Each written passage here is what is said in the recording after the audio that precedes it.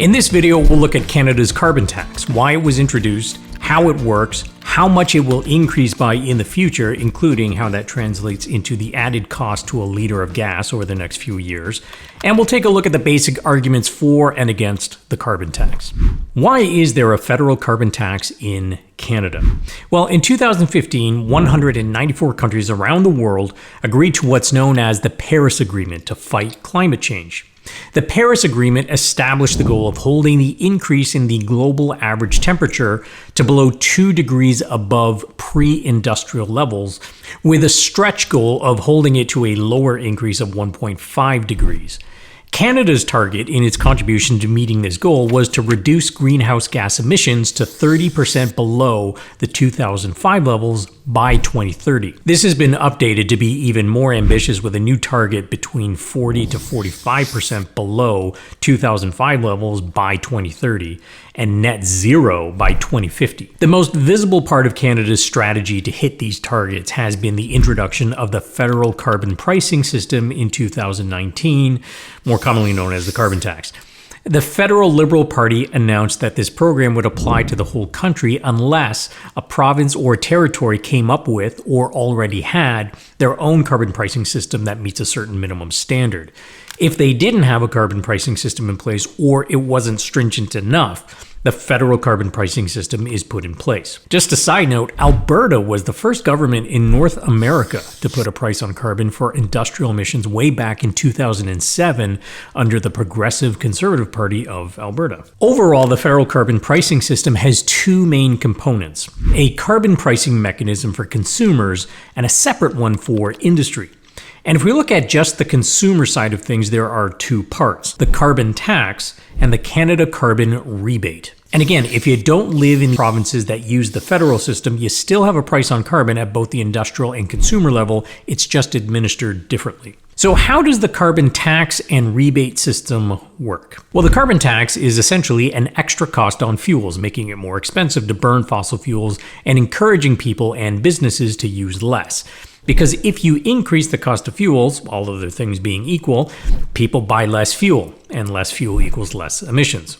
The carbon tax rebate, known as the Canada Carbon Rebate, is the other half of the program for consumers. You pay a carbon tax, and then for most people, you get more back in the form of quarterly rebate payments. The program is revenue neutral to the federal government in that all the carbon tax collected gets sent back to the province or territory where it was paid, with roughly 90% going directly to households and 10% going to fund projects or groups to help them decarbonize. The carbon tax rate is one rate, but we see a different price based on the type of fuel bought.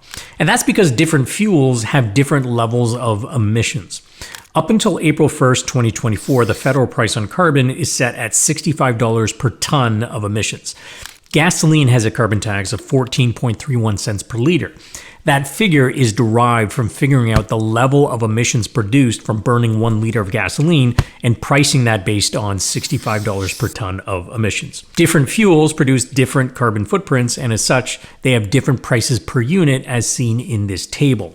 But these figures are all based on $65 per ton. On April 1st, the carbon tax goes up to $80 per ton, and it's been going up every year since it was introduced. It started at $20 per ton in 2019, which was the equivalent of a carbon tax amount of 4.4 cents per liter on gasoline. As of April 1st this year, with the price of carbon going up to $80 per ton, the extra cost on a liter of gasoline will be 17.61 cents. The carbon tax rate will be going up by $15 per ton per year until 2030.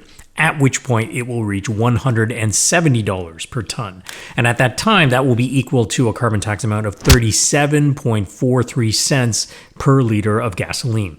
There's certainly sticker shock there, but roughly 80% of Canadians will get back more in rebates, now in the form of checks or direct deposits, than they will pay in carbon tax. And this has been one of the aspects of the carbon tax that has been problematic for public perception and or acceptance. A poll a few months ago showed that more than half of Canadians believe that they paid more in the carbon tax than the rebates they received. Only 19% believe that they paid less in tax than they received in the rebate, which is pretty much the exact opposite of the government's claims. Interestingly, conservative voters were more likely, at 51%, to believe that they are paying out more than they are receiving, whereas for Liberal and NDP voters, that drops to 20%. In order to understand the disconnect between public perception and the program design, let's start with a bit of history on the rebates. The Canada Carbon Rebate is the latest name introduced for what is not really new. It's a rebrand of what was previously known as the Climate Action Incentive Payment, or CAIP, which really didn't roll off the tongue. And that's part of the reason for the rebrand. The name was changed to make it more clear that these rebates are tied to the carbon tax. There's the carbon tax you pay, and then the carbon rebate you get back. The original federal carbon pricing system for consumers started in 2019, and the rebate back then was just known as the Climate Action Incentive without the P, because it wasn't a payment. It was in the form of a refundable tax credit. So you would pay a carbon tax on basically all fuels as you use them throughout the year, but then when you filed your tax return once per year, you'd get to apply this tax credit, and this would reduce your tax owing, and for a lot of households that meant a small tax refund or a small increase in the tax refund that they would normally get. And for reference, the Climate Action Incentive was worth about $154 per year for a single adult in Ontario.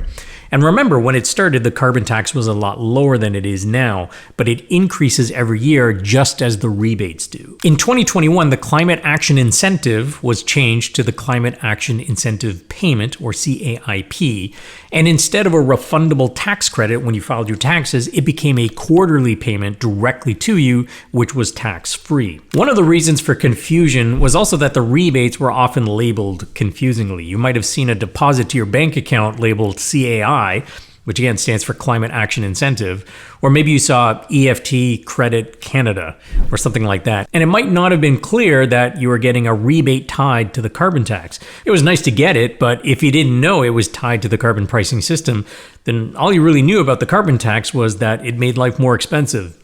Hence, the Canada Carbon Rebate is a little more on the nose, but it's just the new name for what was the Climate Action Incentive Payment. So why have this system in place? Why charge this tax and then just give it back? Well, it's designed to give people an incentive to personally reduce their carbon footprint, which is better for the planet. And it's progressive in nature because while the carbon price itself is a flat price per ton for everyone, people who earn more tend to pay more because they tend to have larger carbon footprints. For example, bigger homes to heat, they travel more often, they have more vehicles, and so on. So very high-income households may spend more in the carbon tax than they receive in the rebates, but average households and lower-income households will generally get more back in rebates than they spent on the carbon tax. And again, according to the government, 8 out of 10 households get back more in rebates than they spend in the carbon tax. That's been backed up by other analyses. Dr. Trevor Toome and Dr. Jennifer Winter used data from StatsCan to show that the median annual net cost of carbon taxes for households in Ontario in 2023 was indeed negative. In other words, they got more in rebates than they paid in carbon taxes, and in the case of the average Ontario household, they got back $300 more than they paid. Who gets the Canada Carbon Rebate? Well, residents in the following provinces get the Canada Carbon Rebate: Alberta, Ontario, Manitoba, Saskatchewan, New Brunswick, PEI, Nova Scotia, and Newfoundland and Labrador. Payments are made quarterly on April 15th, July 15th, October 15th, and January 15th. And up until January 15th of this year, the payment you would have last received was the last under the Climate Action Incentive Payment branding. Starting on April 15th, it will be the Canada Carbon Rebate. Same thing, just a different name, and also a higher amount because, again, the carbon tax increases every year. Based on a 4-person household with 2 adults and 2 eligible children, here are the newly announced quarterly payments a family this size stands to receive depending on which province they live in. You can see that Alberta is the highest at $450 quarterly, which is $1,800 annually. The lowest is New Brunswick at $190 quarterly, which is $760 annually. There are 2 major reasons to explain why households get different amounts depending on which province you live. First, The federal carbon tax collected in each province gets sent back to the province it was collected from. Remember that it is revenue neutral to the federal government, so two of the biggest determinants of how much provinces, and hence individuals in those provinces, get back is how carbon intense their spending is. That will be a function of the weather, some provinces are colder than others, and the portfolio of fuels burned for energy, as some have larger carbon footprints than others. You might be wondering about the other provinces and territories. Do they not have a price on carbon? No, they absolutely do.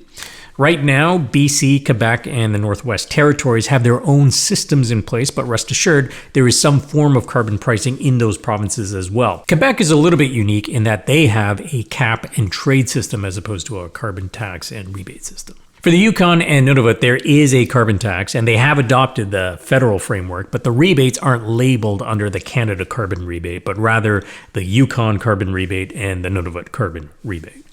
I've also added in the amounts for the Yukon and Nunavut. Long story made short, they use the full federal system and opt to get the amount of carbon tax paid by residents as essentially a lump sum to their governments, and the individual governments handle setting and sending the payment amounts, and that's why they aren't included in the Canada Carbon Rebate tables, which are administered federally.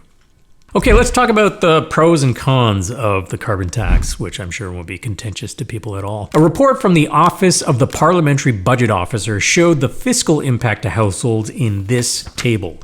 Going from left to right, we have household incomes divided into 5 groups, lower incomes on the left and higher incomes on the right. And the negative percentages indicate that households get back more than what they spend as a percent of disposable income. Those numbers get smaller the higher their income is. That being said, that same report also looked at the combined fiscal and economic impact. And the economic impact projections try to capture the loss in employment and investment income as a result of having a carbon tax. This table shows the net cost to households looking at both the fiscal impact and the economic impact projections. And while lower income households are still better off, as indicated by the negative percentages, we see more higher income households worse off. However, a very serious criticism of this latter approach is that it is comparing the economic impact of having a carbon tax versus nothing. What it should be doing is comparing this carbon tax system against some alternative proposal to reach the Paris Agreement targets, because any approach used is going to have some cost. Comparing the current carbon tax plan against nothing doesn't make sense and causes confusion. This is the reason why different political parties are using the same report but using different talking points. They are looking at different tables in that same report. And I think a better way of thinking about the overall issue of trying to do something about climate change might be, if you want to axe the tax, what system do you put in place that will be as effective or more effective than this system? Or maybe you think the system is okay, but it should be reduced in scope. But then the effect on modifying overall carbon footprints might be smaller and we may not hit certain goals.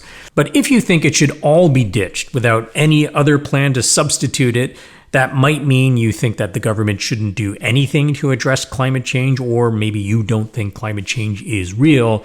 That is something for you to decide for yourself, I suppose. Now is a good time to look at one of the most often used objections to any climate change policy. Isn't Canada too small a player on the global stage to make an impact? And here's a good summary of one of the common objections to policies that address emissions. This is taken from a contribution to the Toronto Sun from Kenneth Green from the Fraser Institute. His position is that Canada's share of global emissions is small, only 1.5%, but a country like China was 26% in 2018. Therefore, even if Canada did manage to get to net zero by 2050, it would have no impact on climate change, and that Canadians would therefore suffer in the short term and the long term for no reason. Now, Dr. Hannah Ritchie, lead researcher at Our World in Data and a senior research fellow at Oxford, notes that this argument is used in many countries around the world. And indeed, in 2021, China accounted for 30.9% of global CO2 emissions from fossil fuels, Canada 1.47%. The United Kingdom 0.93%, and so on. One of the more compelling arguments is that only 6 countries in the world have larger than 2% share of emissions, but collectively, all the small emitter countries add up to 36% of the global share. Not only is that sizable, there is a potential long-term economic advantage to be had to start climate-related innovation sooner. The sooner you start, the better you get at it, and that can give you an economic advantage over the long term. And there is the very real future potential where countries who aren't doing anything to tackle emissions get left behind. I'll leave it there, but let me know your thoughts and comments down below. It's a lightning rod issue, so let's try to keep it respectful. And I'll see you in the next video, and don't forget to follow my main channel for all things personal finance related to level up your game when it comes to your life and your money.